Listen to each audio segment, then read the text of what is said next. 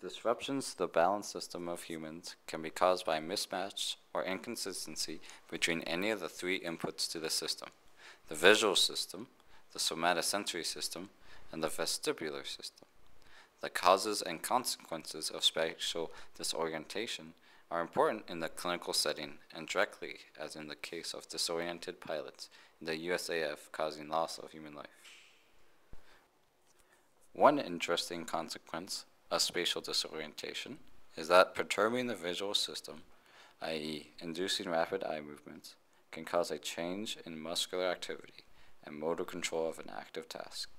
By introducing an illusion that appears to be in motion, called the rotating snake's illusion, previous researchers have measured activity of the visual cortex while subjects performed visual activities on the illusion versus a similar looking image that had no motion or illusion.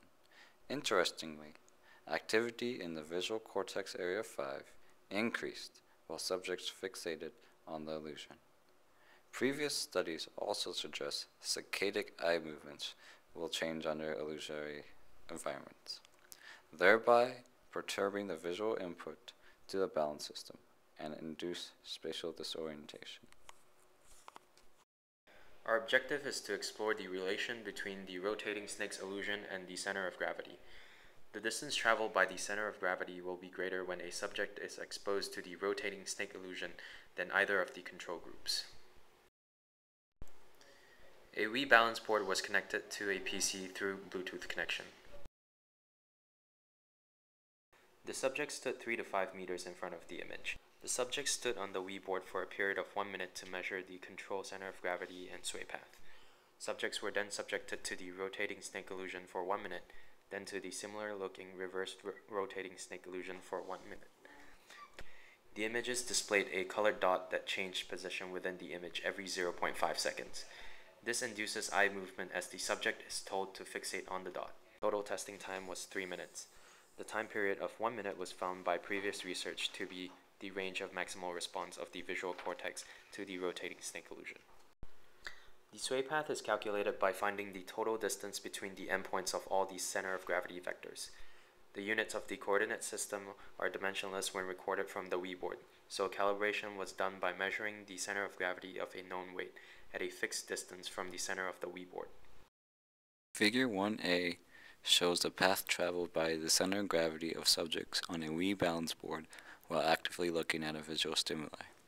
Figure 2b shows the mean difference in the path traveled by the COG of each subject between the control and the treatment. A two-sample paired t-test was performed between the control and the treatment group. A p-value of 0.89 was found and a null hypothesis failed to be rejected. Figure 2a shows the path traveled by the center of gravity of subjects on a Wii balance board while actively looking at a visual stimuli. Figure 2b shows the mean difference in the path traveled by the center of gravity of each subject between the control and the treatment. A two-sample paired t-test was performed between the control and the treatment group. A p-value of 0.029 was found and the null hypothesis was rejected. Even though we failed to reject our null hypothesis between the control and the illusion, no significant conclusion could be made about the data, because due to error, the sample size was reduced to 13, but the required size was indeed 15. So what about the expectations of the data? Well, Scott, the result we expected were an increase in variance sway of the subject, and since the distance traveled by the center of gravity is a measure of variance, we expected to see an increase in the distance traveled for subjects looking at the illusion. But one important question I asked myself is, how would you explain the non-illusion being different than the control, Scott? Well, there are several sources of error that could contribute to that. First, the connection between the Bluetooth and the Bluetooth connection between the hardware and the PC varied at times, and that affected our sampling frequency and data acquisition. Right. The rotating snake illusion itself depends on the contrasting colors, their luminance, and how the eye perceives that. and so the ambient light in the room wasn't always controlled for, and that could affect the strength of the perception of that illusion. Interestingly, previous researchers have used the Wiimotes, and they measured subjects while they were doing aiming movements, manual aiming movements, while doing visual activities, and they found that as time went on through the experiment, multiple trials, they found that there's actually a decrease in sway distances and also a increase in stability. So they were learning. Yes. The learning was occurring through the actual motion of the muscles of the arm. And so that might have occurred also in our experiment. There might have been learning all of the subject while they were standing on the rebalance board. And since we tested the illusion and non-illusion last, the non-illusion was the last one we tested. Yes. And they could have been learning through that process. That's true. And this brings me to the question, Parnell. What do you think our results mean? What are the impact of the results? And what further things can we build upon in the experiment?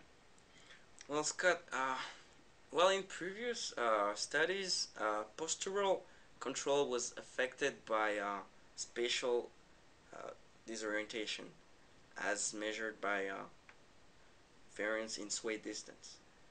So the activity of muscles involved in postural control can directly be measured using EMG activity. And in addition, the activity of the eye movement can be as well measured, since it was found to be related to spatial disorientation. In fact, illusion affects the eye movement.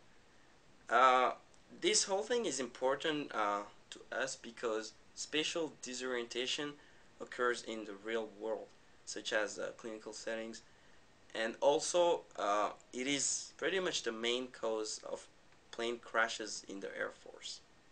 Thank you, Parnell. Thank you, Scott.